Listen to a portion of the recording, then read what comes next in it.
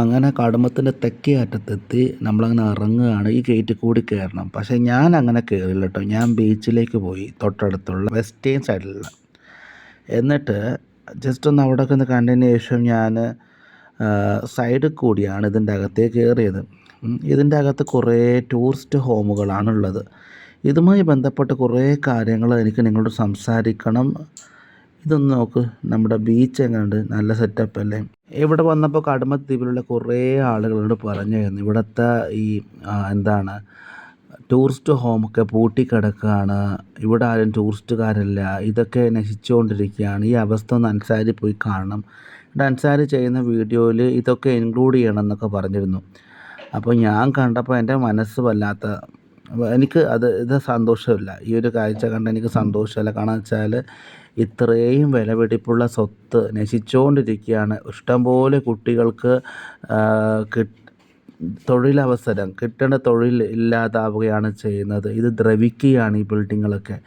ഇതൊക്കെ ഒരു കാലം വളരെ വലിയ സെറ്റപ്പിൽ നിന്നതാണ്. ഒരുപാട് VIP വന്ന് താമസിച്ച ഹട്ടുകളാണ് ഇതൊക്കെ.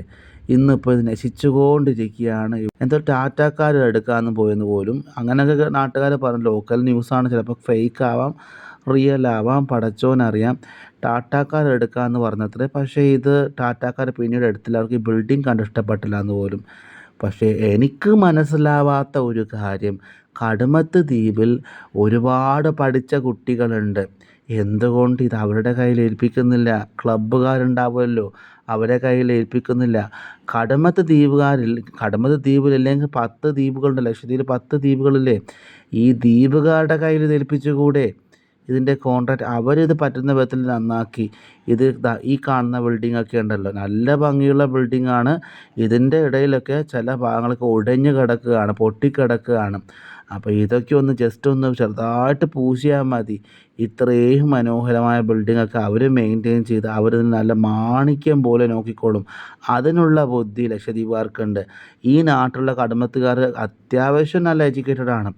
ഇനി കഴിവുള്ള ആളുകൾ ഇതിനൊക്കെ നല്ല സെറ്റപ്പാക്കി കൊണ്ടുവരും, അതിന് യാതൊരു സംശയവും വേണ്ട. പക്ഷേ എന്തുകൊണ്ട് ഇത് കോഓപ്പറേറ്റീവ്സിന്, വൻകിട മുതലാളിമാരെ കയ്യിൽ ഏൽപ്പിക്കുന്നു? സ്പോർട്സ് എന്ന് പറഞ്ഞാൽ ഇവിടുത്തെ ഒരു അതോറിറ്റി, അതൊരു NGO ആണെന്നാണ് ഞാൻ അറിയുന്നത്. അപ്പോൾ ഈ ഒരു NGO വളർന്ന് പന്തലിച്ച് നിൽക്കുമ്പോൾ ലക്ഷദ്വീപിലത്തെ ക്ലബ്ബുകാർ എന്ത് ചെയ്യുന്നു? അവർ വെറുതെ ടൈം വേസ്റ്റ് ചെയ്യുന്നു. ഒരുപാട് പിള്ളേരുണ്ട്. ഇവിടെയുള്ള എല്ലാ ക്ലബ്ബുകാരും, എല്ലാ NGOക്കാരും, സെൽഫ് ഹെൽപ്പ് ഗ്രൂപ്പുകാരും വളർന്ന് പന്തലിച്ച് നല്ല നിലക്ക് ചേരണമെന്ന് ഞാൻ ആഗ്രഹിക്കുന്നു കേട്ടോ. ഇങ്ങനെ ഈ ഒരു പ്രോപ്പർട്ടി നശിപ്പിക്കുന്നതിൽ എനിക്ക് സങ്കടമുണ്ട്. ഇത് നമ്മുടെ MP ഹംദുള്ള സയ്യിദ് കാണണം, ഇത് കേൾക്കണം, ഞാൻ ഈ പറയുന്നത് കേൾക്കണം. നിങ്ങളെല്ലാവരും ഷെയർ ചെയ്യണം. അങ്ങനെ ചെന്നപ്പോൾ നമ്മുടെ ഹെലിപ്പാഡ് എത്തിയിരിക്കുകയാണ്. കടമത്ത് ദ്വീപിൻ്റെ ഈ കാണുന്ന ഇവിടെ നല്ലൊരു ബിൽഡിംഗ് ഉണ്ട്. ഇതാ ആ ബിൽഡിങ് ഇവിടുത്തെ എന്താണ്, ഹെലികോപ്റ്ററിൽ വരുന്നവരും പോകുന്നവരും ഇരിക്കാനുള്ള ഒരു ഇടമാണ്. ഓക്കെ, ഇതിൻ്റെ ബാക്ക് സൈഡിലാണ് നമ്മുടെ ഹെലിപ്പാഡ് ഉള്ളത്. കടമത്ത് ദ്വീപിൽ ഹെലിപ്പാഡ് ഉള്ളത്, അഗത്തിയിലാണ് എയർപോർട്ട് ഉള്ളത്. ഹെലികോപ്റ്റർ വന്ന് ഇവിടെ നിന്ന് പേഷ്യൻസിനെ പിക്ക് ചെയ്യും. മെയിൻലി പേഷ്യൻസിന് വേണ്ടിയിട്ടാണ് ഹെലികോപ്റ്റർ ഉള്ളത് സത്യം പറഞ്ഞാൽ. പിന്നെ മേ ബി പേഷ്യൻ്റ് ഉണ്ടെങ്കിൽ അതിൻ്റെ കൂടെ പാസഞ്ചേഴ്സിനെയും കൂട്ടിക്കോളും കേട്ടോ. ഏതായാലും ഈ ഒരു ഹെലികോപ്റ്റർ വരുന്ന ഒരു പേഷ്യൻറ്റിനെ കൊണ്ട് പോകുമ്പോൾ അതിൻ്റെ കൂടെ അവരുടെ ബന്ധുക്കൾ ഉണ്ടാവുമല്ലോ. അപ്പോൾ ഈ വെറുതെ കാലിക്ക് പറക്കണമെന്ന് വെച്ചിട്ട് ഉള്ള സീറ്റിനനുസരിച്ച് പാസഞ്ചേഴ്സിനെ കയറ്റും. ഓക്കെ, ഇവിടെ നിന്ന് കൊച്ചിയിലേക്ക് ഹെലികോപ്റ്ററിൽ പറക്കണം. അത് ഞങ്ങളുടെ ദ്വീപുകാരുടെ ഒരു വലിയൊരു കാര്യം തന്നെ കേട്ടോ. ഇവിടെ നല്ല ഹോസ്പിറ്റലുകളില്ല ലക്ഷദ്വീപിൽ, പല സൗകര്യങ്ങളില്ല. അഗത്തിയിലും അത്യാവശ്യം, കവരത്തിലൊക്കെ അത്യാവശ്യം ഡോക്ടർമാരും ഒരു ഹോസ്പിറ്റലൊക്കെ ഉണ്ടായിരുന്നു. അഗത്തി ഉണ്ടായിരുന്ന നല്ല സൂപ്പർ സ്പെഷ്യാലിറ്റി ഹോസ്പിറ്റൽ, അതൊക്കെ അവിടെ നിന്ന് ഡോക്ടേഴ്സിനൊക്കെ പിരിച്ചു വിട്ടു. അവിടെ മരുന്നുകളില്ല, സൗകര്യങ്ങളില്ല. കവരത്തിയിലും അങ്ങനെ തന്നെ. ആരോടെന്ത് പറയാനാണ്? ബഹുമാനപ്പെട്ട MP ഹംദുള്ള സയ്യിദ് കാണണം, കേൾക്കണം. വീണ്ടും പറയുന്നു, നമ്മളിപ്പോൾ ഈ ഐലൻഡ് അറ്റത്തേക്ക് എൻഡ് പോയിന്റിലേക്ക് നമ്മൾ അടക്കുകയാണ്. അതിൻ്റെ ഈ ഇടക്കായിട്ട് ഇങ്ങനെ ഈ ഷബൂക്ക് മരങ്ങൾ, സയൻറ്റിഫിക് നെയിം അറിയോ? എനിക്കറിയത്തില്ല. ഇത് കാറ്റാടി മരങ്ങളാണ്. ഇതിനെ കൊണ്ടുള്ള ബെനഫിറ്റ് എന്ന് പറഞ്ഞാൽ ഒന്ന് മരങ്ങളെല്ലാം മണ്ണൊലിപ്പിനെ തടയുന്നു. പിന്നെ അതിൻ്റെ കൂടെയൊക്കെ മരങ്ങൾ മഴ പെയ്യാനൊക്കെ ഹെൽപ്ഫുള്ളായിട്ടുണ്ട്. ഈ മരങ്ങളൊക്കെ ഇവിടെ ഉണ്ടാവണം. ഇതൊക്കെ വെട്ടി മാറ്റിക്കഴിഞ്ഞാൽ നമ്മുടെ നാട്ടിൽ മണ്ണൊലിപ്പുണ്ടാവും. പിന്നെ അതിൻ്റെ കൂടെയൊക്കെ നമ്മുടെ നാട്ടിൽ വെള്ളം ഒപ്പിച്ച് തുടങ്ങുകയും പ്രത്യേകിച്ച് കടന്നമ്പോഴുള്ള ദ്വീപ് പോലെ പടച്ചോൻ കാക്കട്ടെ മെലിഞ്ഞ ആയതുകൊണ്ടാണ് ഗ്ലോബൽ വാർമിംഗ് കൊണ്ട് ഈ കടലിലെ ഒരു ഗ്രൗണ്ടിൻ്റെ അണ്ടറിൽ താഴത്തായിട്ട് ഒരു ഒഴുക്കുണ്ട് വെള്ളത്തിന്. ഈ കടലിലെ വെള്ളവും നമ്മുടെ കിണറ്റിലെ വെള്ളവും കൂടി മിക്സായി പോയാൽ വെള്ളം ഒപ്പിച്ച് തുടങ്ങും. പടച്ചോൻ കാക്കട്ടെ. അപ്പോൾ അത്യാവശ്യം നല്ല തിക്കായിട്ടുള്ള മരങ്ങളും കാട് പിടിക്കണം ശരിക്കും പറഞ്ഞാൽ. മഴയെങ്കിലും പെയ്യും നമുക്ക്. അങ്ങനെ വളരെ മനോഹരമായ നാടാണ്. ഇതിപ്പോൾ ശരിക്കും പറഞ്ഞാൽ ഞാൻ കുറേ പഴയ വീഡിയോ കേട്ടോ. അത് എഡിറ്റ് ചെയ്യുന്നതും അപ്ലോഡ് ചെയ്യുന്നതും താമസിച്ചിട്ടാണ്. ന്യൂ ഇയറിൻ്റെ സമയത്ത് കേട്ടോ. ടിപ്പിക്കൽ ന്യൂ ഇയർ കേട്ടോ. അടുത്ത വർഷത്തിൻ്റെ 1-ാം തീയതിയാണ് നാളെ. അങ്ങനത്തെ സമയത്താണ് എടുത്തത്. അപ്പോൾ ഈ ന്യൂ ഇയറിൻ്റെ ഒരു അസ്തമയമാണ് ഈ കാണുന്നത്. ഇവിടെ കുറേ പിള്ളേർ ന്യൂ ഇയർ ആഘോഷത്തിന് വേണ്ടി വന്നുകൊണ്ട് എന്തൊക്കെ ഉണ്ടാക്കുന്നുണ്ട്, തിന്നുന്നുണ്ട്. പിന്നെ എന്തോ ഡെക്കറേഷൻ വർക്കൊക്കെ ചെയ്ത് അറ്റത്തെ അങ്ങനെ. ഞാനുണ്ടല്ലോ, ഞാനൊരു പ്രത്യേക കൂട്ടത്തിൽപ്പെട്ട ആളാണ്. ഒന്നും ആഘോഷിക്കാത്ത ടൈപ്പാണ്. ശരിക്കും പറഞ്ഞാൽ പെരുന്നാൾ പോലും നമ്മളെന്ത് ചെയ്യുന്നു, നമ്മുടെ ബന്ധുക്കളെ വീട്ടിൽ പോയിട്ട് ജസ്റ്റ് ഒന്ന് എന്തെങ്കിലും ബിരിയാണിയോ നെയ്ച്ചോറോ എന്തെങ്കിലും സ്നാക്സോ കഴിക്കുന്നു, സന്തോഷം പങ്കുവെക്കുക, അതോടുകൂടി പെരുന്നാൾ കഴിയുന്നു. അങ്ങനെയാണ്. അങ്ങനെ എന്തൊക്കെയാണ്. അധികം ആഘോഷങ്ങൾ പാടില്ല എന്ന് പറയുന്ന ടൈപ്പ് ടീമാണ്. ആഡംബരങ്ങൾ തീരെ പാടില്ല എന്ന് പറയുന്നത്. ഒരുതരം ഭയങ്കര റിലീജിയസ് ആയിട്ട് ജീവിക്കണം, മതിമറക്കരുത്. അങ്ങനത്തെ ഒരു കൂട്ടത്തിൽപ്പെട്ടൊരു വ്യക്തിയാണ്. എൻ്റെ ഒരു ഗ്രൂപ്പ് അങ്ങനെയാണ് കേട്ടോ. സലഫികളാണ് ഞാൻ. സലഫി വിഭാഗത്തിൽപ്പെടുന്ന വ്യക്തിയാണ്. ഇതാണ് ഈ കൂട്ടക്കാർ. ഈ ഫാൻസി ലൈറ്റൊക്കെ പിടിപ്പിച്ചുകൊണ്ട് അവർ ന്യൂ ഇയർ ആഘോഷിക്കാൻ വേണ്ടി നിൽക്കുക. പിന്നെ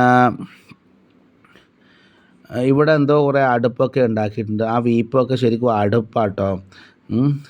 ഞാനൊരു അടുപ്പ് കാണിച്ചു തരാം. നമ്മുടെ മക്കൾ ഫുട്ബോൾ കളിക്കുക. ഇതാണ്ട. ഇവിടെ നേരത്തെയും കുറേ ആളുകൾ വന്ന് ഇങ്ങനെ എന്തോ ഇത് ഫിഷ് ഗ്രില്ല് ചെയ്താണ് ആ കാണുന്നത്. അപ്പോൾ ഗ്രില്ലിംഗ് ഒക്കെ ചെയ്യുന്നുണ്ട്. കണ്ട അടുപ്പ് കാണുന്നുണ്ടോ? കുറേ ഉണ്ട്. ഇതൊരു സ്ഥിരം പരിപാടിയാണെന്ന് തോന്നുന്നു. ഇവിടെ ആളുകൾ വരുന്നു, ഭക്ഷണം ഉണ്ടാക്കുന്നു, കഴിക്കുന്നു, കുറേ ഇതേപോലത്തെ ഗെയിംസ് കളിക്കുന്നു, ഫുട്ബോൾ കളിക്കുന്നു. പിന്നെ കുറേ വീഡിയോസ്, ഈ ഒരു ദ്വീപിൻ്റെ വീഡിയോസ് ഈ ഒരു ഏരിയയിൽ വെച്ച് ഞാൻ ഷൂട്ട് ചെയ്തതായിട്ട് ഞാൻ കാണുന്നുണ്ട്. കടമത്തുകാരുടെ ഒരു സ്പെഷ്യൽ ഏരിയ ആണ്. ഇതാ ഒരു അടുപ്പിലെന്തോ പുകയുന്നുണ്ട് കേട്ടോ. അങ്ങനെ ഇതാ കാണുന്നത്, അവിടെ ഒരു ചെറിയ പൊന്തി നിൽക്കുന്നത് കാണുന്നുണ്ടോ? അവിടെ ഒരു വര പോലെ, അത് അമ്മേനി ദ്വീപാണ് കേട്ടോ. കണ്ട അടുപ്പിലെന്തോ തിളച്ചുകൊണ്ടിരിക്കുകയാണ്. പുക കാണുന്നുണ്ടോ?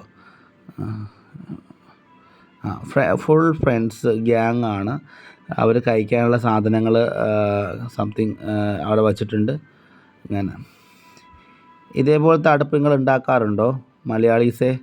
നിങ്ങൾ ഉണ്ടാക്കാറുണ്ടോ? നോക്ക്, അണ്ണന്മാർ ഉണ്ടാക്കാറുണ്ടോ?